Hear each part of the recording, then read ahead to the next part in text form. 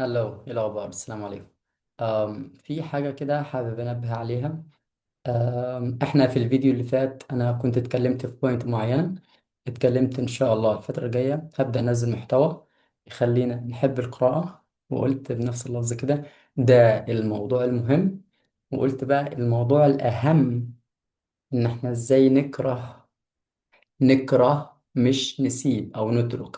نكره السمارت فون. يعني قلنا ان المحتوى هينقسم لشقين. حاجات لها علاقة بان احنا نحب القراءة، وحاجات لها علاقة بان احنا زي ما قلت نكره السمارت فون. في الفيديو ده حابة انوه على حاجة بسيطة جدا جدا جدا. الفيديو مش هيطول، مش هيعدي دقيقتين ان شاء الله. حابب انوه على حاجة مهمة، الا وهي ان انا اي حاجة هنزلها، اي فيديو هنزله، اي كلام هيطلع من بقي حرفيا ده حاجات انا مريت بيها، تجارب شخصية، حاجات أنا عشتها حرفيا. أي كلمة بقولها دي حاجة أنا عشتها. أي كلمة أنا قلتها في الفيديو اللي فات دي حاجات أنا عشتها.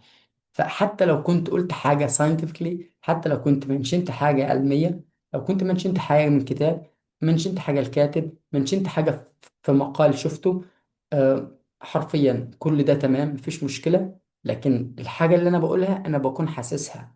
يعني الحاجة اللي أنا بقولها حرفيا ما كان من القلب يصل إلى القلب. أي حاجة أنا هنزلها أكون فعلا أنا مريت بيها. ف يعني ممكن في صفات معينة أو في حاجات أنا بقولها في فيديوهات معينة، أنا عشان أوصل ليها أو تكون في شخصيتي ممكن تكون أخذت مني سنة، سنتين، ثلاثة.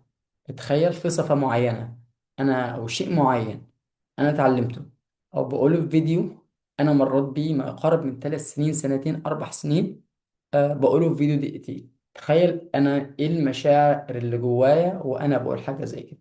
فدي حاجة أنا حبيت أنوه عليها. ألا وهي زي ما قلت أنا أي حاجة هنزلها هكون مريت بيها.